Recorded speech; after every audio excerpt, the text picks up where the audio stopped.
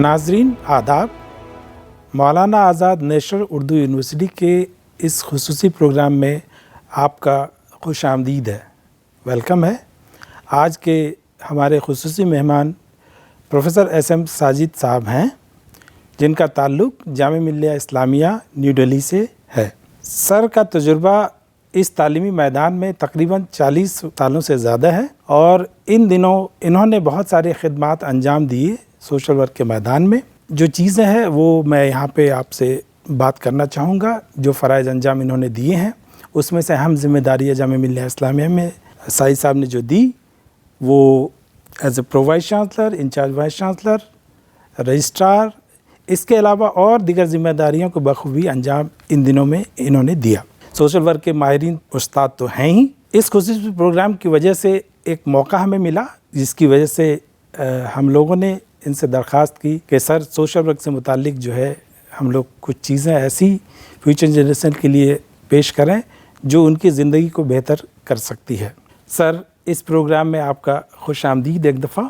शुक्रिया। पहला सवाल मैं ये करना चाहूँगा सर कि आप सोशल वर्क के मैदान में तकरीबन 40 साल से ज़ायद गुजार चुके हैं, तो मैं ये जानना चाहता हूँ और हमारे नाजरीन भी जानना ये चाहते हैं कि इन 40 सालों में as a researcher, as a student, as a social work educator आपकी जर्नी कैसी रही? अगर मैं शुरुआत करूं तो एक लंबी कहानी है। सोशल वर्क क्योंकि बाकी जो मज़ामीन हैं उनकी तरह बहुत ज़्यादा लोगों में मकबूल नहीं था उस वक्त, बहुत ज़्यादा लोग जानते भी नहीं थे, मैं भी उनमें से एक था। लेकिन एक थोड़ी ज़ाती नौइयत का एक हादसा हुआ जिसमें मैं रोड एक्सीडेंट में एक सरकारी अस्पताल में तकरीबन 4 हफ्ते मैंने गुजारे कन्फाइंड टू बेड, और उस दौरान पास में एक गर्ल्स कॉलेज हुआ करता था। वहाँ से कुछ सोशल वर्क तो नहीं लेकिन एनएसएस के वॉलंटियर्स आते थे एक समाजी खिदमत अंजाम देने के लिए, जो पेशेंट्स के कुछ ज़रूरी काम होते हैं, कुछ उनके लिए ख़त लिखना, कुछ उनकी स्पॉन्ज बात देना, कुछ उनको दूसरे ऐसे काम जो सरकारी अस्पताल में नर्सेज और डॉक्टर्स जो हैं अपने मसरूफियत की वजह से कर नहीं पाते। तो मेरा शायद वो पहला एनकाउंटर था जिसमें ये लगा कि आदमी बिना किसी लालच के, बिना किसी मुआवजे के, बिना किसी और मोटिवेशन के दूसरों की मदद करने के लिए अवेलेबल है। उसी दौरान मेरे एक बड़े भाई थे जो सोशल वर्क जिन्होंने ज्वाइन किया था दिल्ली यूनिवर्सिटी में, और उनके जो साथी आते थे उनकी जो गुफ्तगू होती थी उससे मेरा थोड़ा दिलचस्पी बढ़ी ये जानने के लिए कि ये social work as a profession है क्या और इसको हम प्रोफेशन कैसे बना सकते हैं। तो मैंने थोड़ा पढ़ा और जानकारी हासिल की, और नतीजतन जब मैंने अपना ग्रेजुएशन मुकम्मल किया तो मेरे जहन में ये बहुत क्लियर था कि सोशल वर्क मुझे करना है। और फिर मैं किसी तरह जामिया पहुंचा, और जामिया मिल्लिया इस्लामिया में सोशल वर्क काफ़ी पॉपुलर कोर्स था उस वक्त भी, तो मैंने एमए में दाखिला लिया, और उसके बाद एमए कंप्लीट करने के बाद फिर मैंने तकरीबन 1.5 से 2 साल एक इंडस्ट्री में काम किया। लेकिन इंडस्ट्री में काम करने के दौरान मुझे कुछ कड़वे सच का सामना करना पड़ा जो शायद मेरे टेम्परामेंट को सूट नहीं करते थे। तो एक मौका मिला डिपार्टमेंट ऑफ सोशल वर्क में, एक रिसर्च असिस्टेंट के लेवल की पोस्ट होती है जो फील्ड वर्क के तमाम फ़राइज़ अंजाम देते हैं। मुझे डिपार्टमेंट से बुलावा आया और मैंने उसको खुशी खुशी कबूल किया। तो वो मैं समझता हूँ कि एक पाथ ब्रेकिंग डिसीजन था, क्योंकि उसके बाद फिर मैं लेक्चरर बना, और उसके बाद फिर एसोसिएट प्रोफेसर, और उसके बाद फिर प्रोफेसर। सर, मैं अगला सवाल ये रखना चाहूँगा, ये जो आपका दौर रहा 40 साल का, इसकी तजुर्बात की रोशनी में मैं ये जानना चाहता हूँ, या हमारे नाजरीन भी ये समझना चाहेंगे कि हिंदुस्तान में social work as a profession के तौर पे अगर हम देखने की कोशिश करें, इसके फ्यूचर क्या हो सकते हैं, उसके बारे में अगर आप रोशनी डालें। प्रोफेशन की अगर हम एक डेफिनेशन या उसकी समझ लेने की कोशिश करें तो प्रोफेशन के 2-3 बहुत अहम जुज़ हैं, बहुत अहम एलिमेंट्स हैं। एक ये है कि उसकी अपनी एक बॉडी ऑफ नॉलेज होता है, दूसरा ये है कि उसके ख़ास इंटरवेंशंस होते हैं, मेथोडोलॉजीज़ होती हैं, और तीसरा जो सर्विसेज रेंडर करते हैं وہ سروسز کے لیے ہم ایک پروفیشنل فی چارج کرتے ہیں.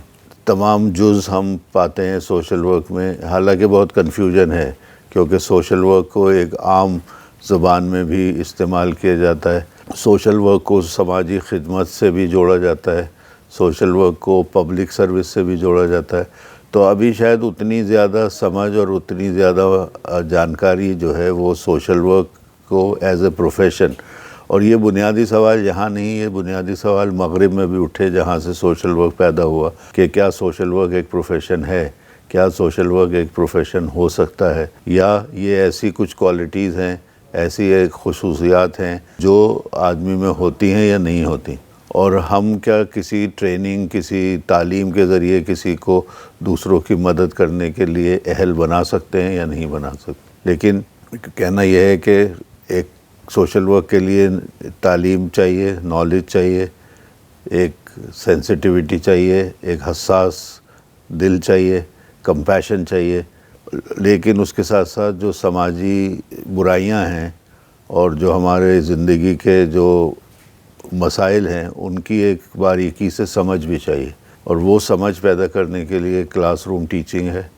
وہ سمجھ کو بڑھانے کے لیے ہمارا فیلڈ ورک کا پروگرام ہے جہاں آپ ایک چیز کو, سچویشنز کو بہت قریب سے دیکھتے ہیں. مطلب کلاس روم میں پاورٹی پڑھانا ایک بات ہے, غربت پڑھانا ایک بات ہے, لیکن آپ کمیونٹی میں جا کے جو غربت کا شکار ہیں ان لوگوں کے ساتھ جب انٹریکٹ کرتے ہیں, ان لوگوں کے ساتھ جب بات چیت کرتے ہیں, ان لوگوں کی زندگی کو قریب سے آپ دیکھتے ہیں تو آپ کی سمجھ میں آتا ہے کہ پاورٹی جو ہے یا غربت جو ہے وہ کس طرح سے انسانی فروغ کے بیچ میں حائل ہوتی ہے. اسی سے متعلق میں تیسرا سوال کرنا چاہوں گا سر.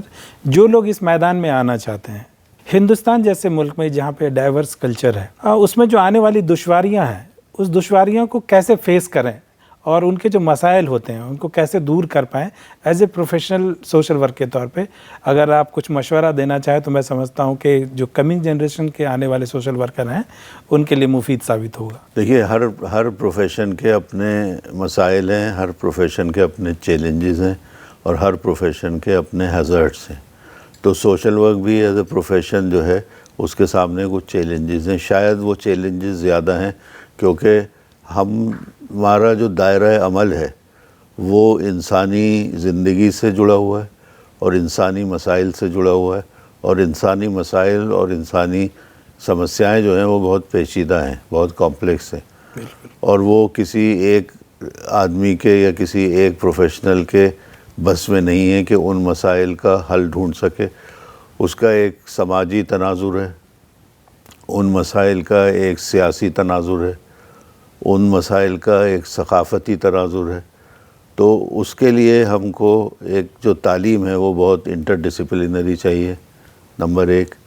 نمبر دو, اس تعلیم کو ہم نہ صرف کتابی تعلیم کی شکل میں دیکھیں بلکہ اس کو ایک اپلائیڈ نیچر, جو ہم اس کو کس طرح سے انسانی مسائل میں ان لوگوں کی مدد کرنے کے لیے استعمال کر سکتے ہیں, وہ ایک پریکٹیکل طریقہ جو ہے وہ سوشل ورک سکھاتا ہے. تیسری چیز, جو 3 چیزیں ہم بتاتے ہیں سوشل ورک میں, ایک ہے نالج بیس یعنی علم کا باب. دوسرا ہم کہتے ہیں کہ جو ایک ویلیو سسٹم ہے, جو قدریں ہیں, اور تیسرا ہم کہتے ہیں ایٹیٹیوڈس ہیں. تو جب تک یہ تینوں ایک بیلنس کی شکل میں ہمارے کریکولم کا حصہ نہیں بنیں گے تب تک جو ایک پروفیشنل ہے سوشل ورکر, جو سینسٹیو ہے, جس میں کمپیشن بھی ہے, جس میں سمجھ بھی ہے, اور لوگوں کی مدد کرنے کا ایک جذبہ بھی ہے, تو سوشل ورک کامیاب نہیں ہو سکتا. سر, آپ نے اپنی باتیں رکھی. میں سمجھتا ہوں کہ ہمارے ناظرین جو بھی اس پروگرام کو دیکھیں گے تو آپ کے اس گفتگو سے ضرور فائدہ اٹھائیں گے. ایک دفعہ پھر سے میں آپ کا بہت شکریہ ادا کرنا چاہتا ہوں کہ آپ نے قیمتی وقت ہمارے ناظرین کے لیے نکالا, اور موقع ملا تو آئندہ پھر آپ سے ہم اس سے متعلق گفتگو کریں گے انشاءاللہ. آپ کا بھی شکریہ بہت بہت. مزید تفصیلات کے لیے آپ اس پتے پہ رابطہ قائم کر سکتے ہیں.